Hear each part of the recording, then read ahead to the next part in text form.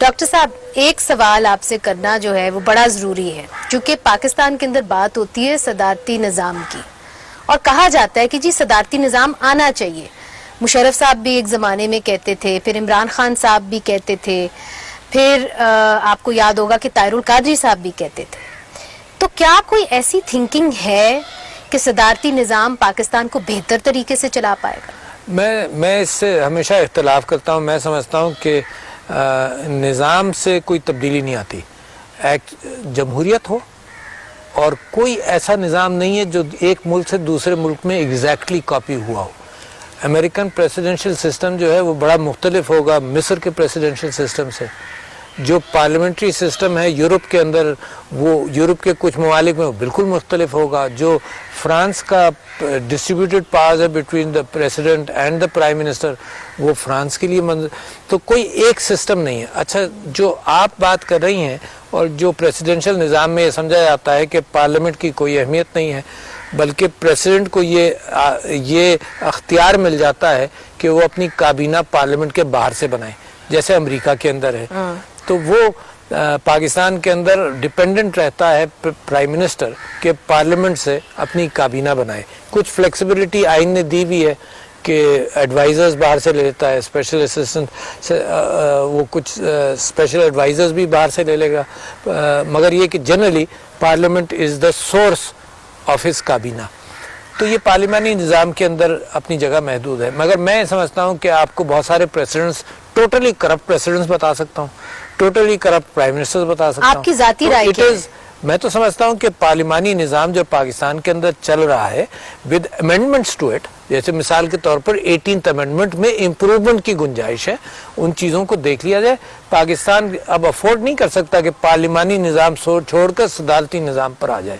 مگر یہ جو ڈسٹریبیوشن والا معاملہ ہے نا اختیارات کے جی اور وسائل کے، جی یہ بحث تو سارے پارلیمنٹس میں ہمیشہ ہوئی ہے، چاہے آپ امریکن کانگریس اور سینٹ دیکھ لیں.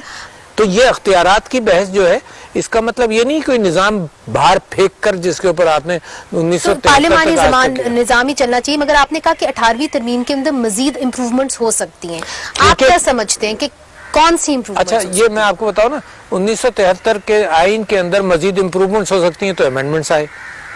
تو امینڈمنٹس بھی ایسے کوئی فائنالٹی نہیں ہے ان کے اندر امپروومنٹ ہو سکتی ہے. بہت ساری چیزیں جو اس کے اندر دی گئی تھیں وہ اس ٹرسٹ پر دی گئی تھیں کہ پروونسز اپنی ایفیشنسی بڑھا لیں گے اور لرن کر کے آ جائیں گے. ایک کانفلکٹ جو میں آپ کو بتا رہا ہوں نا، وہ یہ ہے کہ رولز اینڈ پروسیجر اور میرٹ کے حوالے سے اور اسپیسیفیکیشنز کے حوالے سے قوانین جو ہے وہ سینٹر بناتی ہے. ڈاکٹر کیسا بنے گا، وکیل کیسا بنے گا. تو یہ کانفلکٹس ہوتے ہیں، ان کانفلکٹس کو ہینڈل کرنے کے لیے مزید نیگوشیشنز اینڈ امپروومنٹس کا امکان ہے. اچھا، اگر ہم اب گلگت بلتستان کی طرف آئیں تو حال ہی میں پاکستان تحریک انصاف کی حکومت نے، بلکہ خود وزیر اعظم نے گلگت بلتستان کے اندر گئے اور انہوں نے کہا کہ گلگت بلتستان کو پروویژنل پروونشل سٹیٹس ملنا چاہیے. اب اس پروویژنل پروونشل سٹیٹس کے خد و خال کیا ہوں گے؟ ان کو کتنی سیٹیں ملیں گی نیشنل اسمبلی کے اندر؟ ان کو کتنی سیٹیں ملیں گی سینٹ کے اندر؟ میرا خیال یہ ہے کہ جنرلی سارے پاکستان کے اندر، سارے صوبوں کے اندر پاپولیشن ریلیٹڈ ہے، ایکسیپٹ بلوچستان کو تھوڑی سی زیادہ سیٹیں دی ہوئی کمپیئر ٹو دیئر پاپولیشن. تو یہ ابھی کسی فارمولے پر نہیں پہنچے ہیں، مگر یہ کہ میں سمجھتا ہوں کہ ان کی دیرینہ ڈیمانڈ ہے. اور وہ تو یہ کہتے ہیں کہ جی کشمیر کے معاملے سے ہم الگ ہیں، ہم نے تو اپنے آپ کو خود آزاد کر لیا تھا، ہم کبھی کشمیر کا حصہ نہیں رہے. یہ تو انگریزوں نے اس کو کہہ دیا کہ یہ کشمیر کا حصہ ہے، کبھی ہم ڈوگرا راج کے نیچے نہیں رہے، ہم نے خود اپنی آزادی کی. اور بڑا ہی اچھا ایریا ہے جہاں پر میرے خیال سے ٹورزم، منرلز اور ان چیزوں کے اعتبار سے بہت پراسپیرٹی کا امکان بھی ہے. اس کے پہ میں نے آپ سے پوچھنا ہے بیکاز واقعی میں آپ صحیح کہہ رہے ہیں کہ ٹورزم پہ وہاں پہ بہت ساری اپرچونٹیز ہیں، مگر وہ یہ کہتے ہیں کہ جی مشاورت کے ساتھ یہ معاملات آگے نہیں بڑھ رہے، یہ عمل آگے نہیں بڑھ رہا. کون کہہ رہے ہیں؟ کیونکہ ابھی وہاں پارلیمنٹ نیا الیکٹ ہوا ہے جی، ہے نا، وہ اس کی نیگوسیشنز چل بھی رہی ہیں. میرے ساتھ بھی گفتگو ہوئی تھی، میں ابھی گیا بھی تھا. تو چیف منسٹر صاحب اور کابینہ کے ساتھ بھی میری گفتگو ہوئی کوئی بہت سارے ایشوز تھے. ایک تو گلگت ایئرپورٹ کے حوالے سے تھا کہ وہاں بڑے ایئر کرافٹ لینڈ ہونے کے لیے تو کوئی ایک نئی جگہ بھی آئیڈینٹیفائی کی ہے. سول ایویشن والوں کو بھی میں ساتھ لے گیا تھا کہ کوئی فیصلہ کر لیں تو پھر پرائم منسٹر کی کابینہ کے سامنے وہ بات رکھی جائے.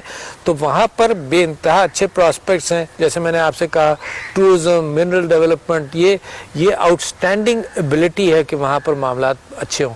پاکستان کا سب سے زیادہ, اور آپ کو تعجب ہوگا, 15 لاکھ کی ان کی آبادی ہے, 11 لاکھ کے قریب ہوتی ہیں, 4 لاکھ باقی ادھر ادھر مزدوری بھی کر رہے ہوتے ہیں.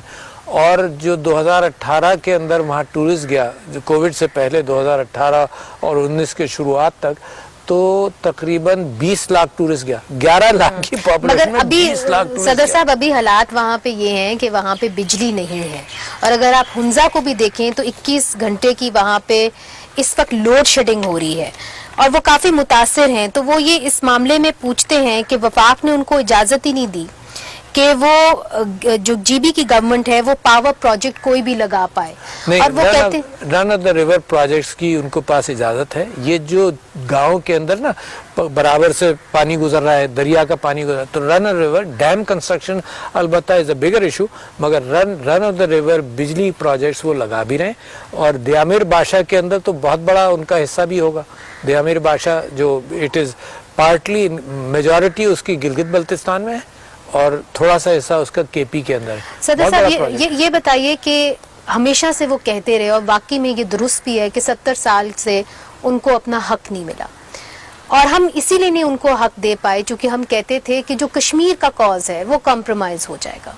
مگر جب اب ہم ان کو پروویژنل پروونشل سٹیٹس دیں گے تو کشمیریوں کا یہ موقف ہے کہ پھر ہماری جو ایک لڑائی ہے, ایک جنگ ہے انڈیپینڈنس کے لیے, وہ بہت بری طریقے سے متاثر ہو. آپ نے دونوں چیزوں کو صحیح آئیڈینٹیفائی کیا کہ کشمیر, آزاد کشمیر کے لوگوں کا یہ موقف ہے اور ادھر یہ موقف. تو لہٰذا اس کا جو کنسٹرکٹ ہوگا نا, جو اس کی تحریر ہوگی کہ جس بنیاد پر پروویژنل سٹیٹس دیا جائے گا, اس تحریر کے اندر ہی سارا میجک اسی کے اندر ہے.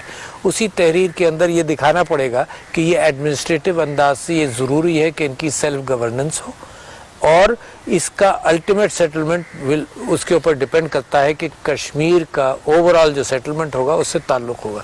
تو یہ پروویژنلٹی دینی پڑے گی اس کے اندر, ریکگنائزنگ دا فیکٹ کہ it is a part of the final settlement, مگر ایڈمنسٹریٹولی ان کو حقوق دیے جا رہے ہیں. اچھا, مگر اس کے اندر وہ کہتے ہیں جی آپ حقوق کی بات کرتے ہیں تو آپ ابھی بھی ہمیں حقوق دے سکتے ہیں. وہ کہتے ہیں یہ جو جی بی گورنمنٹ آرڈر ہے 2009 جس کے تحت ان کا سارا نظام چل رہا ہے, وہ کہتے ہیں آپ نے جو امینڈمنٹ کا اختیار ہے وہ اپنے پاس رکھ لیا, وفاق نے اپنے پاس رکھ لیا, تو ہمیں تو آپ نے محروم کر دیا اپنے حقوق سے. ابھی یہ فلکس میں ہے نا, ابھی تو قانون بن رہا ہے.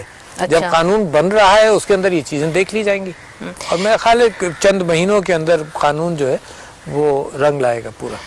ایک وہاں پہ بہت بڑا مسئلہ آیا کووڈ کے دوران, وہ تھا کہ جتنے بھی وہاں کے اسٹوڈنٹس ہیں وہ اسلام آباد, لاہور, کراچی آتے ہیں اپنی ایجوکیشن, اپنی تعلیم کمپلیٹ کرنے کے لیے. جب وہ واپس گئے اپنے اپنے گاؤں کے اندر تو ان کی کنیکٹیوٹی کا بہت بڑا ایشو تھا. وہاں پہ وائی فائی اور انٹرنیٹ جو ہے اس کی فراہمی آسانی سے نہیں آتی, اس لیے چونکہ ایس سی او جو ایک فوجی ادارہ ہے وہ مونوپلائز کرتا ہے اس علاقے کو, اور اسی لیے وہاں پہ اور جس طرح یہاں پہ کمپنیز ہوتی ہیں ٹیلی نار اور باقی فون کمپنیز وہاں پہ نہیں آ سکتی ہے, جس کی وجہ سے. نہیں جی سر, نہیں ہے, آپ کی اطلاعات غلط ہیں. ابھی میں نے میٹنگ کال کی, نہیں ابھی میں نے اس کو دیکھا, ٹیلی نار از دیر, مگر وہ وائی فائی کی سروس پرووائڈ نہیں کرتے. نہیں, وائی فائی بھی کر رہا ہے, 3G اور 4G نہیں کرتے. ایس سی او بھی کر رہا ہے اور ٹیلی نار بھی کر رہا ہے. اور ابھی ہم نے منسٹری آف آئی ٹی کے ساتھ ایک میٹنگ کی ہے جس کے اندر جو یو ایس ایف فنڈز ہے, جس کے اندر تقریباً 1.5-2 بلین کے قریب موجود ہے, تو مزید ٹاورز وہاں لگانے کے اعتبار سے منسٹر آف گلگت بلتستان جو ہیں علی گنڈاپور, ان کے ساتھ بھی بات ہوئی, تو اس کو مزید بڑھانے کی نیت کر رہے ہیں. کووڈ کے دوران یہ ہوا تھا کہ بہت ساری یونیورسٹیز نے اپنے چھوٹے پاڈز بنا لیے تھے کہ لوگ وہاں جا کر سکیں, مگر پرائم منسٹر صاحب نے بھی ابھی گئے ہیں تو انہوں نے وعدہ کیا ہے کہ this has to be increase 4G وہاں پر. چونکہ شاید آپ کی نظروں سے گزرا ہو, چونکہ آپ اخبار پڑھتے ہیں مجھے پتا ہے, وہاں پہ جتنے بھی اسٹوڈنٹس ہیں انہوں نے ایس سی او کی بلڈنگ کے سامنے مظاہرے کیے ہیں اور ان کے اوپر پرچے بھی ہوئے ہیں سیڈیشن کے. تو یہ بات درست ہے کہ وہاں پہ 3G, میں تو کہہ رہا ہوں نا کہ وہاں پر وہاں پر service کوریج اتنا فراہم نہیں نہیں ہے. یہ یو ایس ایف فنڈ جو بنایا گیا تھا نا، یونیورسل فنڈ، سروس فنڈ جو تھا، جی جی. وہ اسی لیے تھا کہ دور دراز علاقوں میں جہاں نہیں ہے وہاں تک بجلی پہنچائی جائے، کشمیر کے لیے بھی اور گلگت بلتستان کے لیے بھی.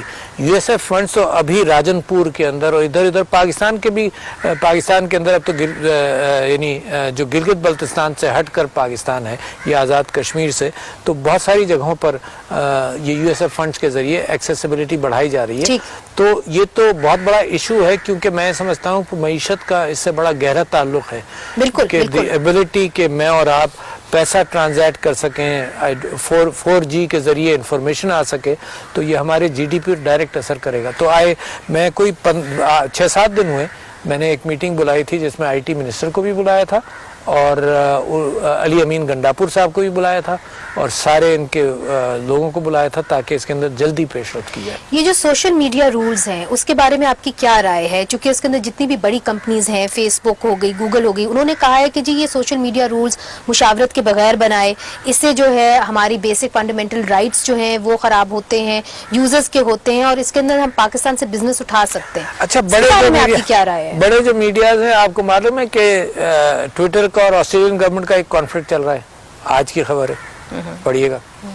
آپ کو معلوم ہے کہ یورپ میں اور سارے بڑے میڈیا گروپس یہ فیس بک اور ٹویٹر کے ساتھ کانفلکٹ چل رہے ہیں. مگر جس قسم کی کنڈیشنز ہم مانگ رہے ہیں وہ صرف چائنا مانگ رہا ہے. نہیں، جو انڈیا مانگ چکا ہے ان سے، اس سے ہم کم مانگ رہے ہیں. آپ کی رائے کیا ہے سوشل میڈیا رولز کے بارے میں؟ میں سمجھتا ہوں یہ چیزیں فلکس میں ہیں. میں سمجھتا یہ ہوں کہ یورپ نے ان کے اوپر یہ کہا کہ جو تم ریونیو ہمارے یہاں سے کماتے ہو اس کو ہم ٹیکس کریں گے. ابھی اس پر یہ راضی نہیں ہے.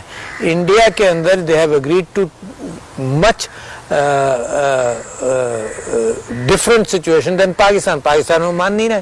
پاکستان نے یہ کیا کہ کوئی قانون میں آئے تو صحیح نا، ان کے آفیسز ہوں یہاں پر. پاکستان کا انسسٹنس یہ ہے کہ جو بڑی کمپنیز ہیں ان کے آفیسز ہوں. وہ کہتے ہیں ہم آفس لے کے آئیں گے، آپ اپنے عجیب و غریب قسم کے قوانین ہمارے اوپر لگا دیں گے، آپ آزادی رائے کو آپ ختم کریں گے، وہ تو یہ کہتے ہیں سر. ان کا کہنا اگر آپ نے دیکھنا نا صحیح انداز سے، تو کانگریس کی ہیئرنگز کے اندر آپ دیکھ لیجئے گا، ان کو سن لیجئے. کانگریس نے اپنی ہیئرنگز میں ان کے ساتھ جو سوالات کیے ان سے آپ کو پتا چل جائے گا کہ یہ پرائیویسی کو انکروچ کر رہے ہیں. سن تو لینا، بڑے فیئرز ہیں، ہم اجازت تھوڑی دیں گے، ہے نا. یہ پرائیویسی کو انکروچ کرتے ہیں. اس وقت آپ سارے معاملات کے جتنا ڈیٹا یہ لیتے ہیں، جتنا ڈیٹا یہ سیکیور کرتے ہیں، پھر ہمارے ہاں ایشوز سینسٹیو ہماری سوسائٹی کے اعتبار سے ہے نا. ہم مناسب نہیں سمجھتے کہ بلاسفیمی کے معاملات ان کے یہاں چلتے رہیں. ہم مناسب نہیں سمجھتے. کورٹس ہماری یہی کہتی ہیں. We can't ignore those things. At the same time ہم یہ سمجھتے ہیں کہ جو پاکستان کے اندر جو نفاق پیدا کرنے والی چیزیں ہیں، جس کے اندر یہاں پھر کرائمز ہوں یا مثال کے طور پر یہاں کانفلکٹ ہو، تو اس کے معاملات کے اندر وی شوڈ ہیو اے سے کہ ہمارے احساسات کو مجروح نہیں کیا جائے، ناموس و رسالت پر نہیں کیا جائے. تو we need some communication and ability to